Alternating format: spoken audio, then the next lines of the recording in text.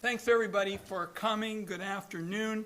And we senators, Senator Merkley and I, are glad to be able to be here with our House members, who I know would rather be in Washington, D.C., fixing the Republican health care mess and at long last getting the votes to release the Epstein files.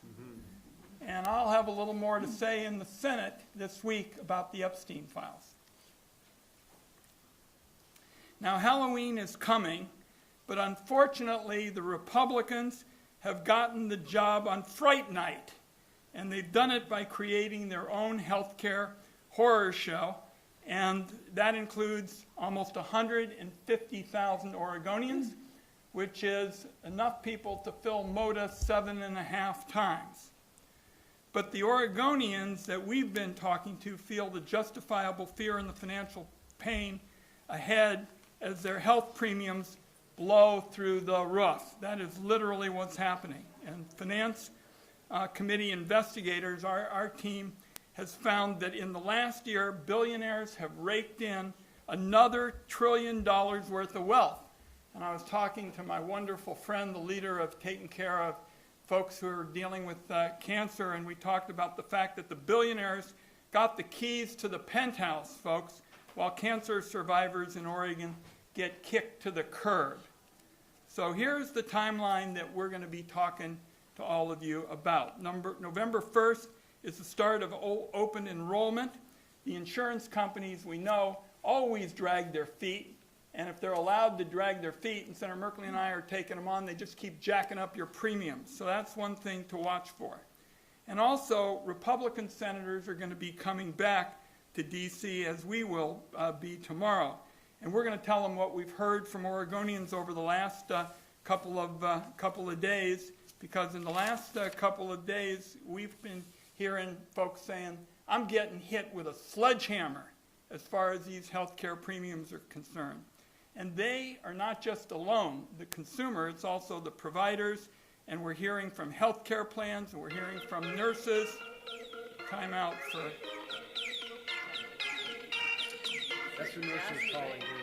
That's the nurses. Thanks. It's never dull in the Oregon congressional delegation. So it's not just the providers that are hit, it's the consumers, it's the health care plans, and they're constantly faced with challenges. And I'm telling you, what I hear from cancer patients is they're having doors slammed right in their face as the plans have problems keeping the doors open. Last point that I want to bring up, and then in the parlance of the Senate, yield, as we say in the Senate, to my friend Senator Merkley. We know how to fix this. This is something that can be fixed, and we've shown it recently. Talked to Senator Dexter about this with the Pharmaceutical Benefit Manager bill. Nobody thought we could pass that. Billions of dollars in savings, and we got a vote by the close margin of 26-0.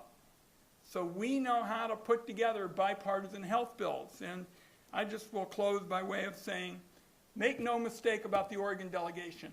Our door is open. If people want to come on in, we're inviting them. We will even bring snacks. Let me invite my colleague, Senator Merkley, up here for his remarks, and we'll all just have quick statements and softball questions, believe you can give to me. Okay? Senator Merkley. Thanks. Republicans have shut down our federal government in order to salvage health care for millions of Americans.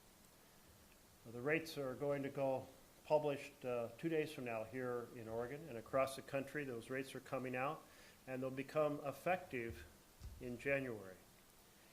And people will see both that the cost of the plan has gone up and the tax credits have gone way down. And that differential is massive. We are talking about, in Oregon, a 68% projected average increase, an average increase of $1,300 per person. And if we think about how many people are affected nationally, 20 million people by those rising rates, but let's just take this county. 32,000 people in Multnomah County depend on the ACA exchange tax credits. About a quarter of them are going to lose those tax credits completely, and the other 3/4 are going to see them greatly diminished. Well, the result is a whole lot of folks will go, if I pay this higher amount, how am I going to afford my rent, or pay my mortgage, or some other, put food on the table for the children? But if I forego health insurance, that's a huge gamble. We were just down in Eugene, and one of the folks who stood up and shared their story was saying a broken arm for a child who fell off a bicycle was $50,000. Said, what if I hadn't had health insurance? He says it was, just the percent that I had to pay was huge for his family. 20% of $50,000, $10,000. But what if he hadn't had insurance? And then, when people don't have insurance, they go to the emergency room. That's the most expensive care. And if it's not something like a broken arm, but it's a growth, and you put off going, maybe by the time you go to the emergency room, it's a far more threatening condition. Well, none of that makes sense. And then on top of all of that, if folks don't have insurance and can't pay the bill, it means less revenue. Less revenue to our clinics, less revenue to our hospitals. And some might be okay, but a lot of them are very close to the margin. That means they're going to have to cut programs. And across the country, the Sheff Center is predicting some 300 clinics, hospitals will be shutting down. Now, we went through the situation in Baker City of them losing their maternity program. Maternity deserts, we call them. And they have to go way down the road to be able to give birth to a child. What happens in the middle of winter in an ice storm or a snowstorm? So, very troubling attack on healthcare, which is just fundamental to folks. And that's just the start of the attack. Then comes stage 2. Stage 2 is savaging our Medicaid. Here it's the Oregon Health Plan. What are we talking about? Some 230,000 Oregonians losing their health care on that attack on the Oregon Health Plan. So a big amplification of the challenge. So we are going to stand strong until health care gets restored for millions of Americans. The Republicans have shut down the government in order to savage health care, and we are fighting to get that health care service back. It is a vision that has been part of this entire theme for this year, which is families lose and billionaires win. It has been the red carpet for the rich and red tape for struggling families. We want a better vision. And that vision is families thrive, and the affluent pay their fair share. Let me turn this over to next Suzanne Bonamici. Welcome. Well, thank you, Senator Wyden, Senator Merkley, my colleagues, Representatives Salinas and Dexter. Great to be with you today, although, we would all rather be in Washington, D.C., keeping the government open without slashing health care. And we've been there. The Republicans haven't been there for weeks, but we've been there. When we come home, I speak with people across the district I'm honored to represent, 1/6 of what the senators have, but I hear constantly that people are struggling to get by. And they're struggling because costs are rising, in part because of the chaotic tariffs. But healthcare costs are rising, but it's not just healthcare costs. It's housing, it's childcare, it's groceries. And the last thing these people need is for their bills to go up. So right now, our Republican colleagues are trying to raise the cost of healthcare, in some cases significantly.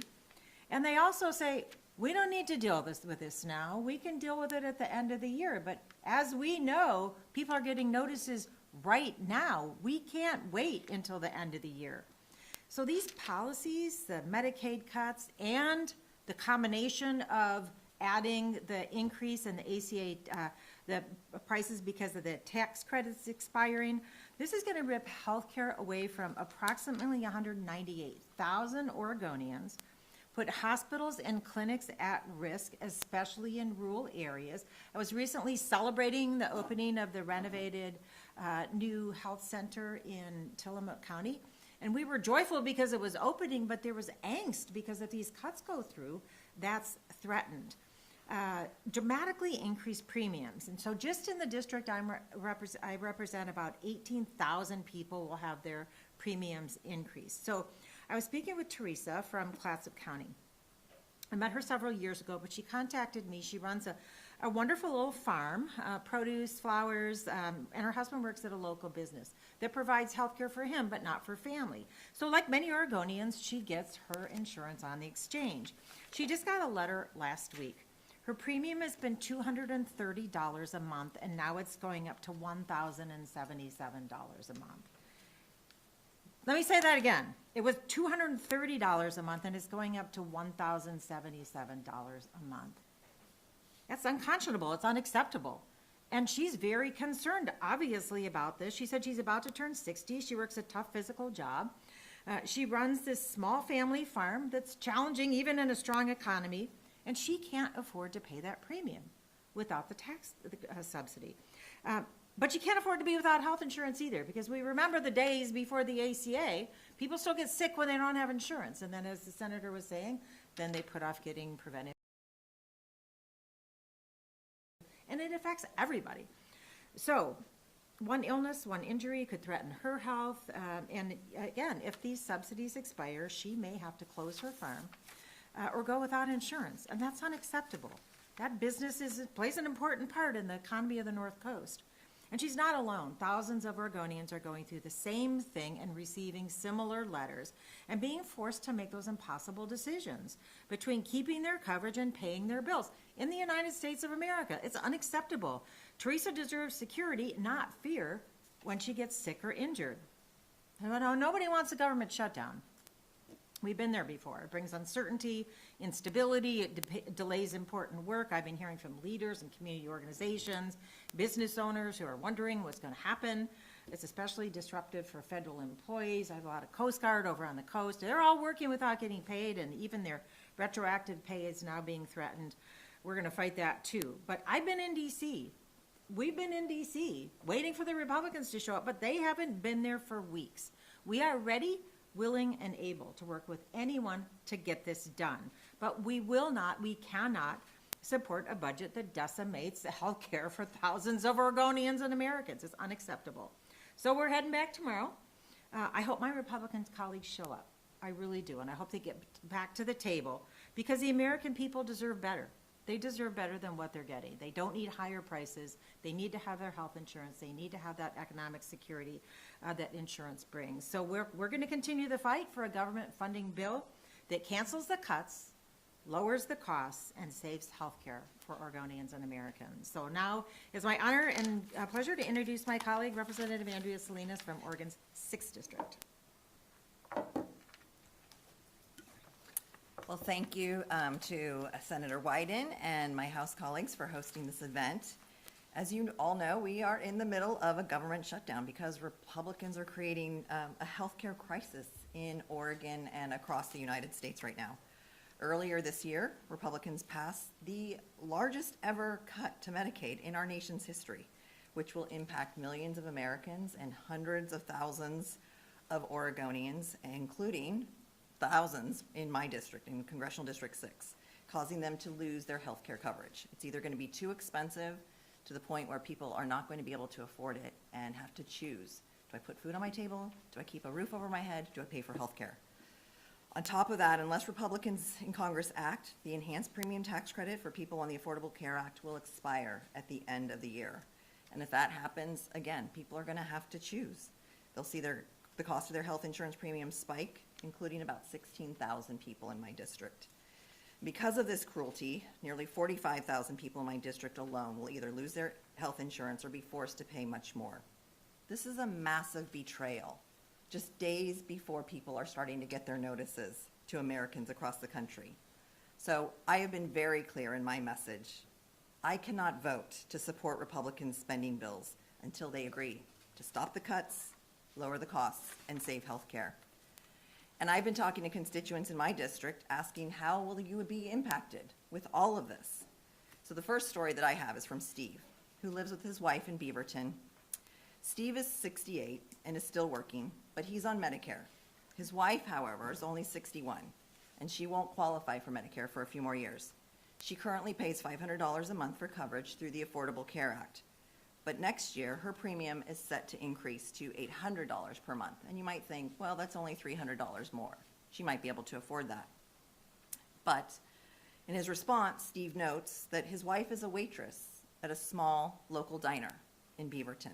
So an additional $300 a month is just simply too much on top of what she already pays for her health care. She will go without health care and won't be able to absorb that additional $3,600 a month. Another constituent of mine, Linda from Dallas, reached out with a similar story. She's on a bronze plan from the ACA, and the enhanced tax credits aren't extended. Her premium will go up by about $1,000 a month.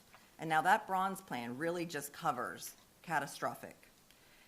And I don't know many families in Oregon who can afford an extra $1,000 a month or $12,000 a year. And because of this, she says she's not going to re-enroll. She's going to forego insurance until she's eligible for Medicare in about a year. So she's rolling the dice and hopes she will be okay for another year. This is tragic. And what is worse, as you will hear from these stories, it's not unique. A woman who owns a health insurance agency in Independence reached out to my office. She's the only agency in Polk County that works with marketplace clients, and she has roughly 600 clients in the marketplace this year. She estimates that if the enhanced tax credits aren't extended, that she will lose 80% of her individual clients. Most of these folks will end up going without health care until they have to go to the emergency room. And then what? How will they afford a medical emergency without health insurance?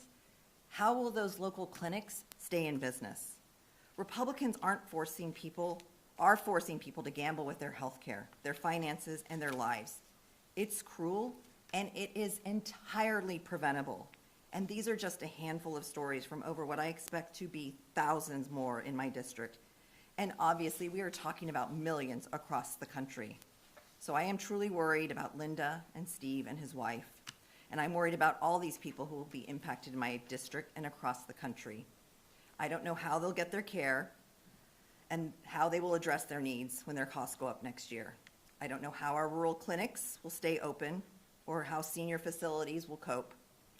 But I do know how we can help everyone right now. Republicans can come back to the negotiating table. They can make sure that healthcare is affordable and that we can save healthcare today in Oregon and across the United States. Let's have Congresswoman Dexter, a Thank doctor. Thank you so much. I certainly am honored to join my colleagues in this effort today. I am Maxine Dexter, proud mother, physician, and representative for Oregon's 3rd. And I'll just start with this. I didn't work for over 20 years as a critical care physician saving lives to just sit back while our healthcare system is torn apart. And that's why, like every Democrat in the Oregon delegation, I'm holding the line for a government funding bill that protects healthcare. It won't roll over, as 24,100 Oregonians in my district will see their healthcare costs soar this year. I'm not going to roll over, as an average loss in premium tax credits for Oregonians is nearly $1,000. Because when costs soar like that, when healthcare becomes out of reach, many people will just simply stop paying for coverage because they can't afford it. And I know what happens when people lose coverage. They skip medications, they delay seeing doctors, or they avoid care altogether. And people suffer in silence until it's too late. And again, I know because I took care of them in the ICU when they pushed everything until they couldn't deal with it any longer, and then they show up desperately ill, unable to work, and then going bankrupt because they don't have the resources to pay their bills. We all pay the price when that happens. Republicans can end this right now. Democrats are ready and willing to negotiate a funding bill that takes care of health care. And these tax credits are the common denominator.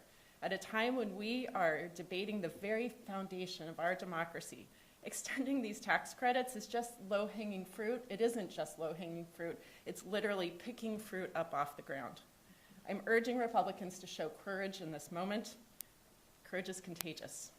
All we need is a few people in the Republican Party to say, you know what, let's extend these tax credits. Let's get a deal that helps working people in this country. It's that simple. Find the courage to do the right thing. Democrats are holding the line until Republicans find their courage. And with that, I yield back to Senator Wyden. Well said, Congresswoman. And we've got 3 speakers today that we thought were especially important because, in my view, they are the face of what is happening today in healthcare in Oregon. They are Gail Manasco, who's a breast reconstruction advocate. She's got her own business. She's a bionic woman. I'm not sure she sleeps. She's just everywhere. Lynn Roston, who purchases her family's health care on the exchange. We all know how important this is because Oregon is mostly small businesses and individuals, so that's hugely important. And Dr. Stuart Curry, Chief Medical Officer at Wallace. I know that we went on a little bit. These 3 are really special. So Grace, why don't you, Gail, excuse me, why don't you start off? Come on up, everybody. Join the party. Thank you so much for having me. And thank you, Senator Wyden and Senator Merkley and Representatives Salinas and Bonamici and Dexter. Thank you for hearing our stories. My name is Gail Manasco, and I'm a breast cancer survivor, and I'm founder of BRA Society, Breast Reconstruction Advocate Society. I am a mom and a small business owner, and I live in Bend, Oregon.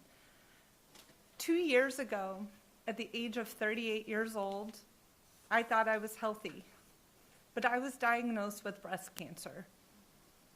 I didn't know much about insurance. I had it. I knew who the company was. I knew what my out-of-pocket maximum was, but I did not know much else. But I was forced to learn about insurance, networks, and limitations when I was quoted cash prices for my mastectomy and reconstruction, and learning that the Women's Health and Cancer Rights Act of 1998 was still subject to insurance networks and limitations. And I had to navigate the system, and it was hard. And I advocated so hard that I started to learn about health policy change.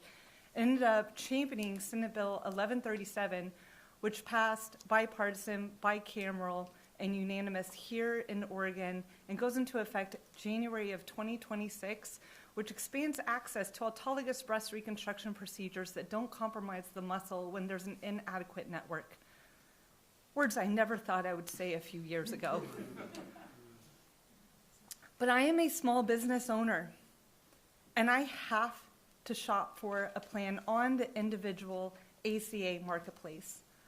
I'm an S-Corp. I'm a W-2 employee of my own business. But the individual ACA marketplace is the only place that I can get a plan because I don't have a common law employee. So I currently have a Pacific Source PPO plan. That plan gives me access to doctors, to centers all across the nation. It works as Aetna for non-emergency care. But I just received a letter in the mail last week that says that my plan will no longer be available on the ACA marketplace. My plan is being changed to an EPO plan, the same type of plan that I had 2 years ago. You may not know what an EPO is, but it's an exclusive provider organization.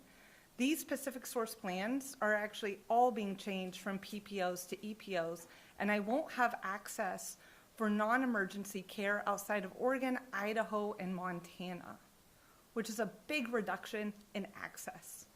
My family, me and my husband and my daughter, we have to have insurance. I'm a cancer survivor. My husband has cerebral palsy. I have a 10-year-old daughter. We cannot afford to go without insurance.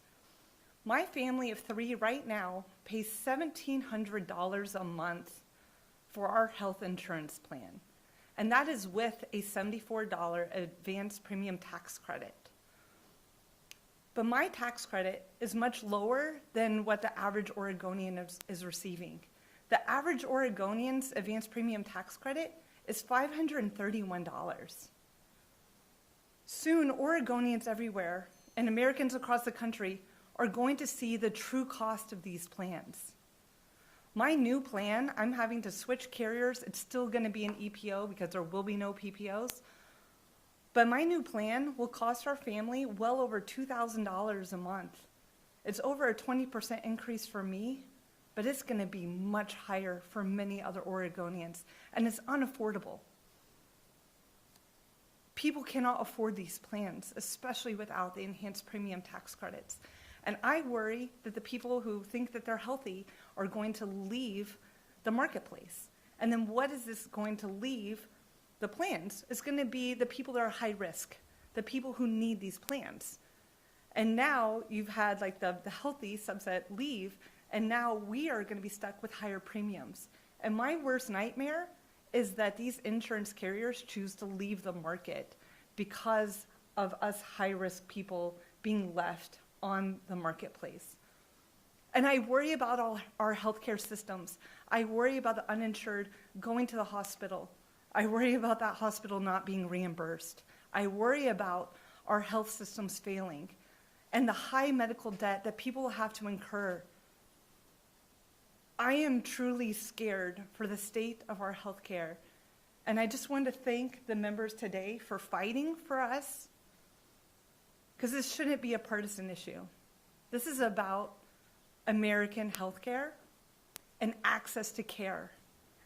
And I'm fighting for women and for people, our cancer patients and survivors. Thank you. There is not an insurance company around that can keep up with Gail. Lynn, come on, please. For sure. That's a hard one to follow.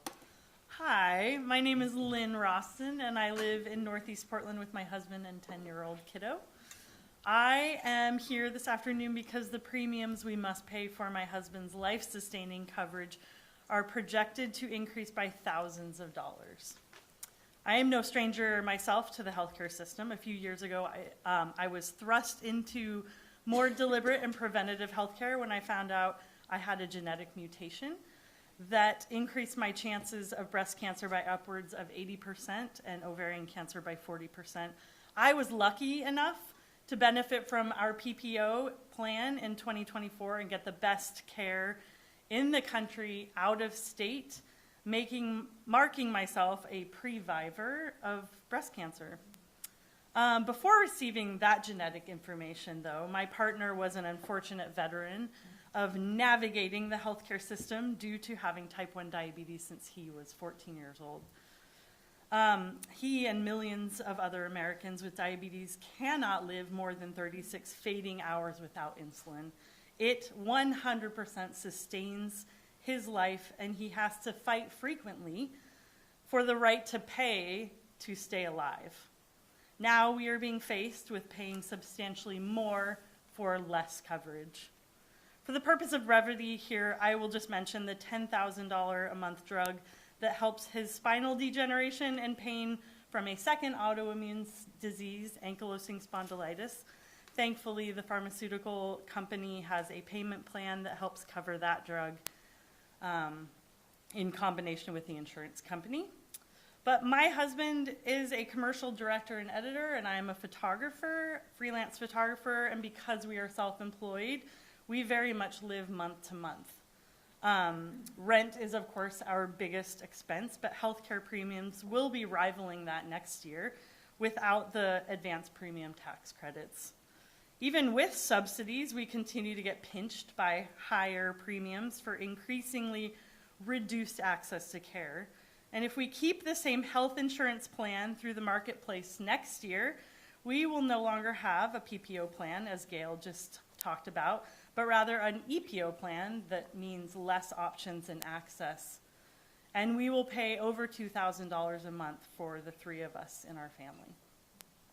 That's more than 45% higher than our $1,377 a month this year.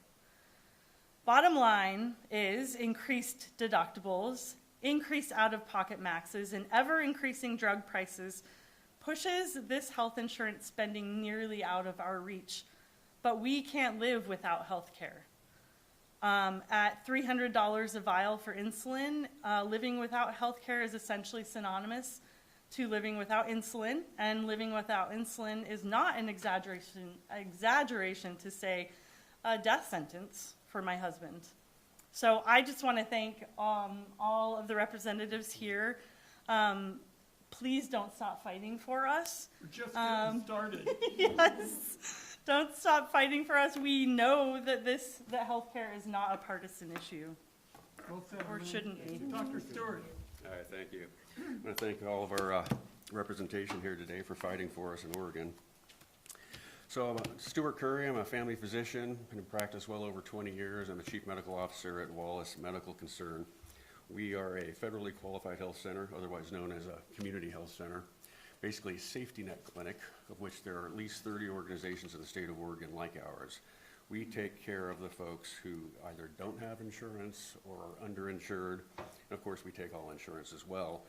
But like our wonderful congressman who did it in the ICU, we do it in the ambulatory space. So we get to see them, and we can see them and know when they're going to end up ultimately in the ICU because they haven't been able to access care.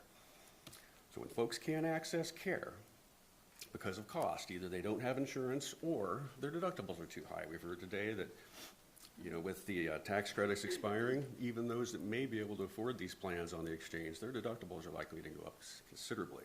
And when that happens, it's effectively as if they're uninsured. They don't come in for routine diabetes treatments or visits. A whole host of chronic diseases that are well managed end up being poorly managed, and these folks end up in the emergency room and often hospitalized. We've been tracking metrics like this for years now as part of value-based payment, and these are called ambulatory sensitive hospitalizations, asthma, hypertension, congestive heart failure, a whole host of things that if you can get in and see your doc and afford your medications, chances are you're never going to have to go to the hospital for these conditions until something severe happens or you're very, very old. That happens all the time. I can think back to 2008 when I was in another practice environment and the economy went for a downturn and all the hospitals suffered because people weren't using their health care because their out-of-pocket portion was too expensive. And the net result of that is your emergency rooms become even more crowded than they are now. And of course, people spend way more for health care when they seek care for it later in the stages, and of course, they end up injured or severely sick from it. I just want to make sure that people don't miss the underinsured aspect of this piece. I've seen some data from Senator Wyden's study that was put out that, upwards of 50% of folks may not be able to afford their premiums, but those who stay on it, they're not going to be able to afford to use their insurance. So they may as well be uninsured. And what happens when the ERs start seeing more and more patients that are uncompensated? Costs shift.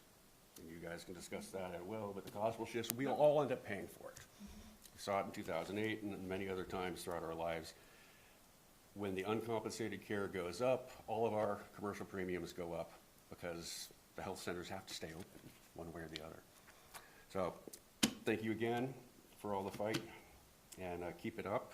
And just to mention that, Fighting for your patients. yeah, we do everything we can, but in a center like ours, you know, if you're uninsured, we'll see you. We'll do everything we can. You don't have to pay us any money, but we don't have access to medicines to keep you going. We can get somebody a month's supply of insulin periodically, but we can't guarantee that we're going to have it every month. And we can't do x-rays and CAT scans and diagnostics that might be done.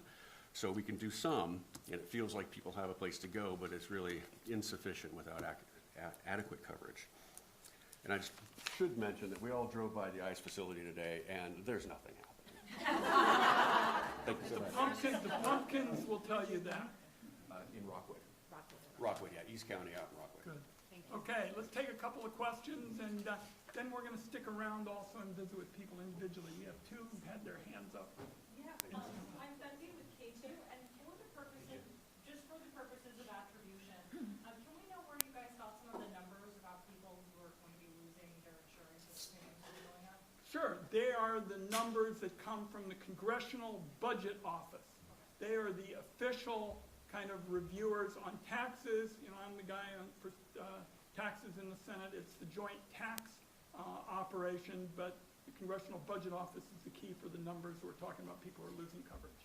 And some of those numbers come from the Kaiser, some of the ones I use, Kaiser Family Foundation, and I'll have my staff connect with you to put you to the website where they have. And I just put out a new Kaiser study today, which indicates that the 5 big companies, they're really big employers that are going to administer all of the work requirements and the technical stuff where it looks like people are going to get lost in the bureaucracy, have a lousy track record.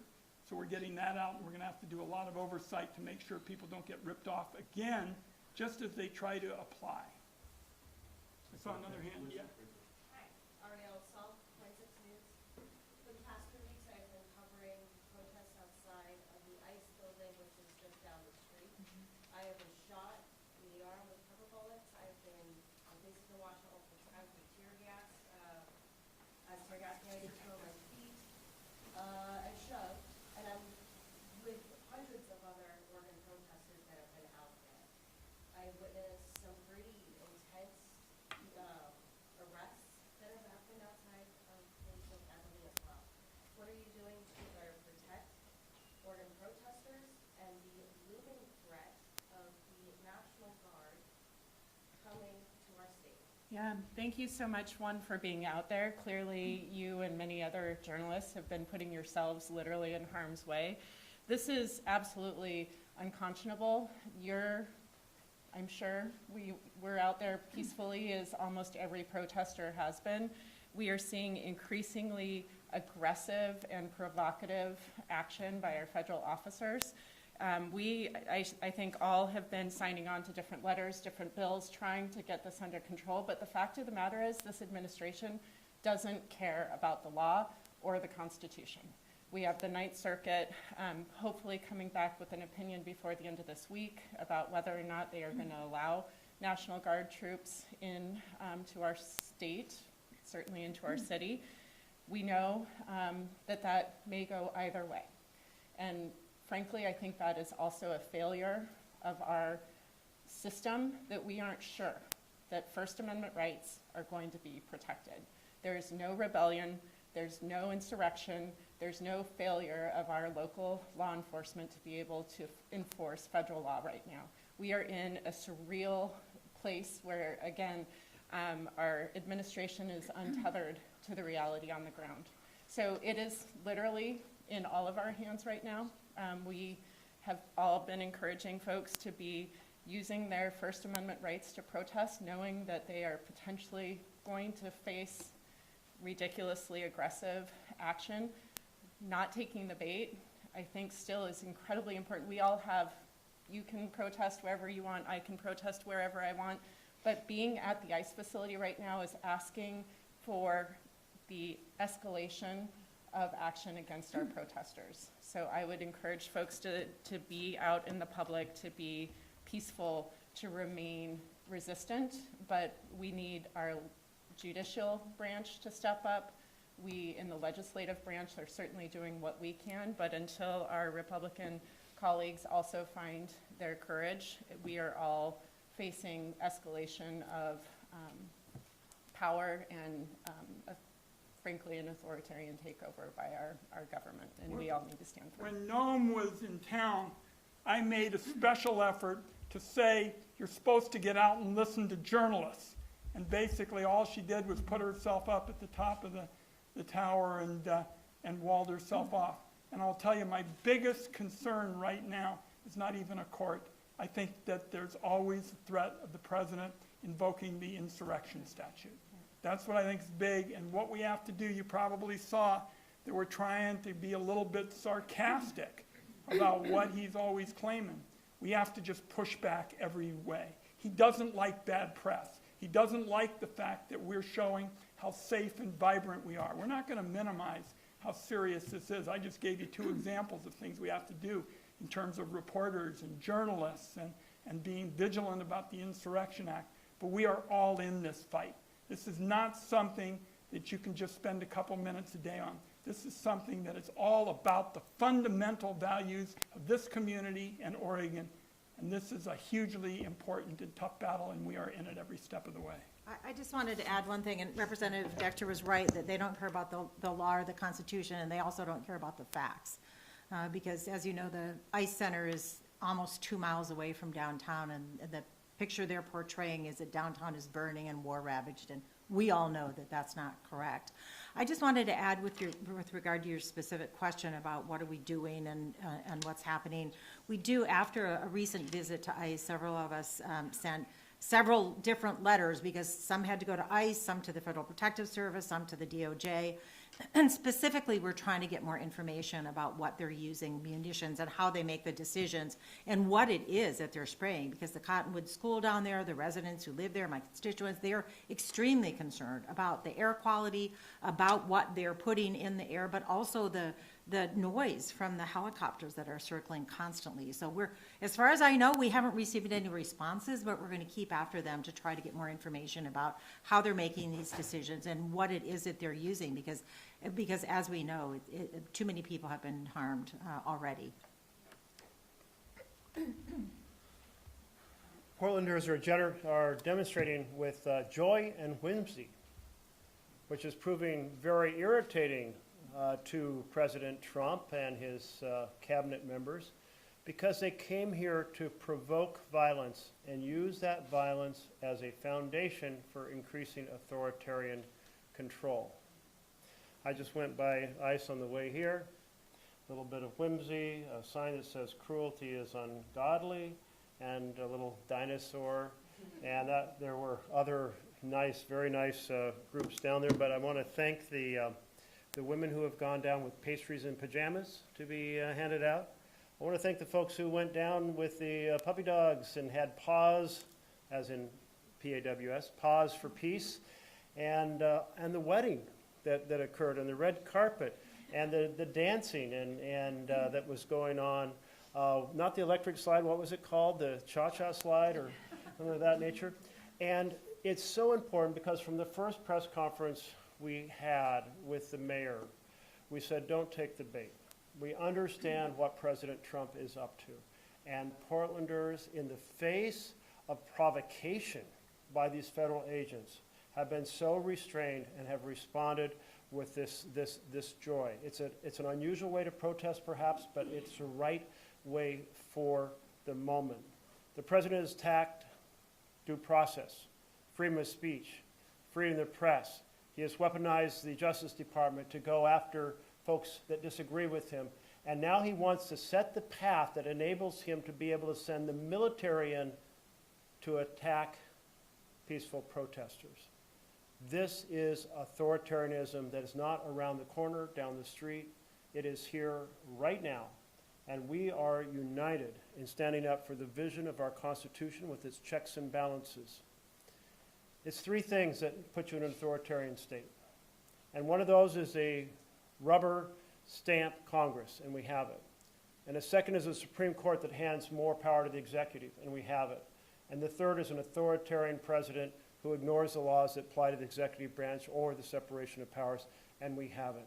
So this healthcare debate, or this healthcare moment, this is part of a broader challenge. Why is it that our Republican colleagues are unwilling to join us in this fight for their constituents? 3/4 of the folks who are going to face those premium reductions are in states that President Trump won. And it's because they've come a rubber stamp for an authoritarian president. So the health care fight is one piece of this broader puzzle. We're all in it, united, and we're going to stand strong on health care, but we're going to stand strong for our Constitution and government by and for the people. Also, I wanted to add that this is a bipartisan effort now, because one of our colleagues, Marjorie Taylor Greene, who I never thought I would agree with, discovered through talking with her children who get their insurance through the exchange that their premiums are going up. It shouldn't take somebody's own child to be affected when their own constituents are affected, but I just want to say, I hope more colleagues on that side of the aisle listen to Marjorie Taylor Greene, come back to DC and get this through so that we can preserve healthcare and stop those increases. The Congresswoman is going to be our last speaker, and then we're going to come out and talk to everybody who wants to individually, okay? I would also say, while Republicans are in control, we do have an oversight committee in the House, and we are gathering evidence, and I don't want there to be a dampening of our First Amendment rights, especially with the press right now. And so when you see something or you experience something, please let us know. We represent you, and we take the evidence that is happening back to our ranking members. So Robert Garcia is taking evidence of what is happening right now in Chicago and in Portland. And when the time is right, we will have that evidence for whatever hearings may come up when we're in the majority post-2026. So please don't let inaction right now or action because we aren't in the majority, don't let that deter you from holding Trump's actions accountable right now. We may not be able to do a lot with it right now, but we will one day. So we are keeping score. We just can't do a lot with that score tab right now. Okay. By popular demand, there is more. Alex and then Heather. Okay, Alex, Thanks, Kelly, appreciate it. didn't see you. I gave the mayor motion Q&A. We're looking, this is a shutdown question. You're already seeing sort of reallocated agency budgets happening outside of congressional oversight, so defense R&D money for salaries, USDA moving tariff money, take a break for a month. What are you all doing now to ameliorate any of the damage you come back to and start reopen? And then my second question to that, anybody can tell me, has anybody had a conversation with Representative Cliff Pence, your one Republican colleague in Congress? It's one thing to say, you're not talking to Republicans at large, they're not talking to you. Can you at least get the Oregon one on the line? Jeff, Alex, let me give you one quick point with respect to the money side and then turn over to Senator Merkley, who's our point person for the Budget Committee. Senator Rand Paul and I probably this week are going to try to overturn Trump's tariff regime. We lost before on a 49-49 vote, and now we have some senior Republicans. There's an article that basically says America is eating the tariffs. We're basically, with all the increases in grocery stores and the like, people are furious about these increases. If we can take back that tariff money, we'll be on the way to having a new authority with respect to finances, and I'm hoping we'll get it to you. Hank will get it to you. We can get that vote this week on unraveling Trump's ridiculous tariff powers, which, by the way, are hugely bad for Oregon jobs as well. Let me have Senator Merkley give you some more budget insight.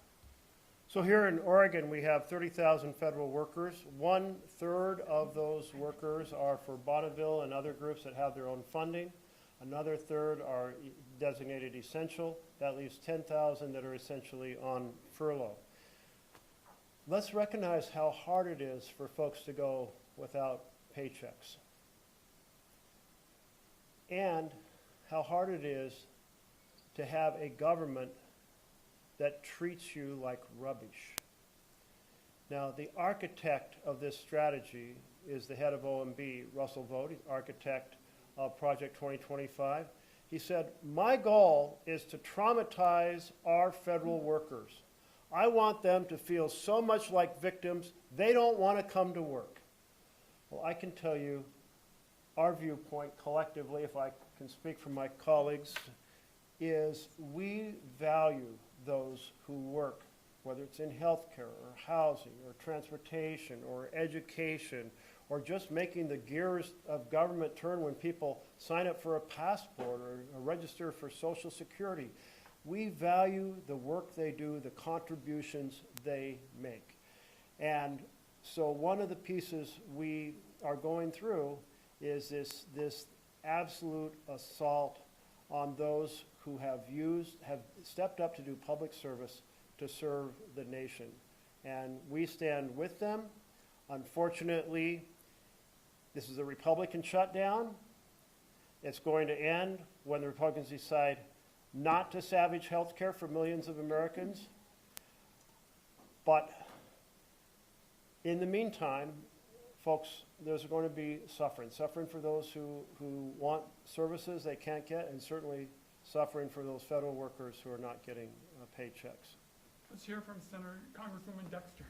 Yeah, I just wanted to add to that and to answer about reaching out to our Republican colleagues, Alex. So, number one, part of this standoff is to get to an ironclad agreement. We cannot come back, vote for a budget, and then just let Russ vote and Donald Trump do whatever they want with it. So we need to make sure that it is ironclad and that we get the power of the purse back, at least for this budget, into Congress. And so that is part of the bill that has been voted down, I think, 7 times now on the Senate side. As far as talking to our Republican colleagues, I think it's extremely important. And I don't believe our country can work when we are in these partisan divides where we don't talk to one another. For example, last week, a week and a half ago, a colleague of ours on the Republican side said something just patently false about Portland. And so I called him. He's in my class, and he was very receptive, and he literally thought that what he was saying was real.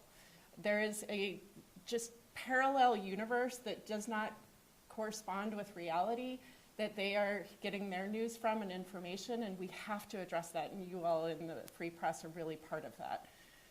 Next, Cliff Bentz has always answered my phone calls. Cliff and I have talked multiple times in this period. We are talking about healthcare, trying to convince him that it's not a bait and switch to have a conversation in the Dalles. I continue to offer to do a combined roundtable, private roundtable without press, so that we can talk about the real impacts on the district. And there's just so little trust that he's concerned that, there's going to be some nefarious outcome that I'm trying to drive for. And I don't blame him. I mean, we are in a time where there's too little trust amongst our colleagues on both sides of the aisle. I continue to reach out to the Republican physicians in the House and the Senate, and there is alignment. Like, we all agree that we need private physicians to be able to open practices and stay open, that we need Medicaid coverage. But we aren't aligned on how to get there right now. And I do think that what has happened is that we're a rubber stamp body for President Trump, and until they realign themselves with the powers that they have in Congress, we are going to continue to have a failure of government. If he is reined in on tariffs, Alex, that is the beginning of a new approach on budgeting, and it's going to be close. Why don't we do Heather and one other one, and then we'll call it. And then we got to go. Okay, Mine's Heather. very, very quick, because part of it was Alex's question on Congressman Bentz. He said in an interview recently, we just need to get Democrats to come back and pass the budget, and then we will talk about the rest of your concerns. Yep. So how do you respond to that? And then also he said that he did not directly address troops in Portland, but said that he believed federal intervention was necessary because Portland has changed so much in the last 20 years. So I'm just curious your guys' reaction to his comments. Every conversation I've had with him, Heather, has always been based on something that constitutes a mutual approach. You can't just do this negotiating with yourself. You've got to come to a room. I just mentioned the snacks kiddingly, but not completely. And then you get to work. That's how Mike Crapo and I, who's now the chairman of arguably the most powerful committee in the Senate, we put together a 26-0 vote reining in these hugely powerful insurance companies that deal with pharmaceuticals. There is no substitute for that. You've got to sit there and exchange ideas and start working to narrow the differences.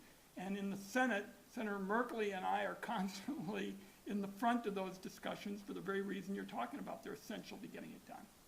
Well, we all served with Cliff, everybody in the House, it's one point or the other, served with Representative Benz.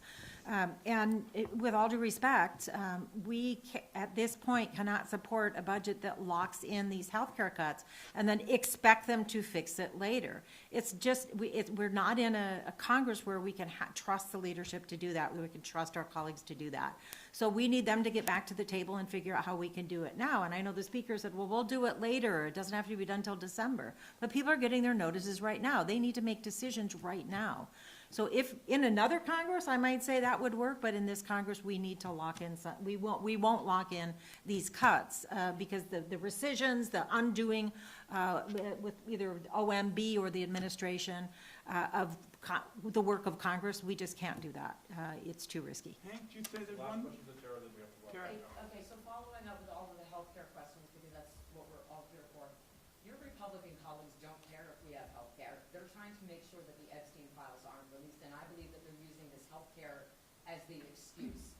So how do we leap over this health care hurdle and get the 218th person sworn in so we can have that vote, and you can continue your work, Senator, working on the financial ties between Russia and American banks and the Epstein sex trafficking ring? I believe that they're using this as the excuse. They could not care less about our health, and they've made that really clear. How do you approach enough Republicans to move forward the resolution and get it passed? Let's get an update, because I know they're working on it. I think you are absolutely right. I could not agree with you more. I am outraged. Adelita Grijalva is not representing her constituents. She's still a representative-elect from Arizona and a new member of the Congressional Hispanic Caucus. I cannot believe that Arizonans and people of the United States of America are allowing this right now. And actually, I mean, to Heather's point, the trust with the American public has already been broken on health care. And so I think right now Republicans are telling the American people, we actually don't care that you are going to be paying thousands of dollars more, or you're going to go without health care. And guess what? We have health care. We don't really care about you. I think that's the win right now. I think we have Marjorie Taylor Greene, Lauren Boebert, Thomas Massey. We get Adelita Grijalva. She's our 218th. We open up the Epstein files. We make sure we all take that vote, and then we get to work back on health care, and we restore the American people with the health care that they need, and we make sure that we expose children trafficking for what it is. Okay, here's what's going to happen. We'll stick around for those who can to answer questions individually, and the last speaker will be my friend, Senator Merkley. So on Epstein, the first is that Ron's leadership on the Finance Committee and the investigation that he's been working on for years has been incredible. The number of transactions they uncovered and just a huge amount of work to show that this wasn't just a man having a few liaisons with underage women, which in itself is rape and terrible, but a whole global empire of sex trafficking. Meanwhile, the Senate has voted because I wrote a bill for full release of all the Epstein details, and Senator Schumer took my bill, and when there was an open amendment opportunity, he proceeded to put my bill up as for an amendment vote.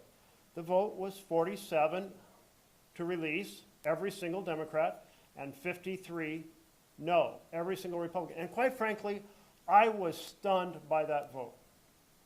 The fact that not one Republican would stand up for full disclosure on a massive empire of rape and abuse of young women. Not one single Republican would stand up. So I don't know what's going to happen in the House vote. I hope that the folks who have signed the petition will, in fact, stay the course and have the majority vote. I hope that will then come back to the Senate and we will get the full release of that information. This cover-up is a horrific offense to justice, and not just criminal justice for those who did wrong, but justice for all those who were raped and abused.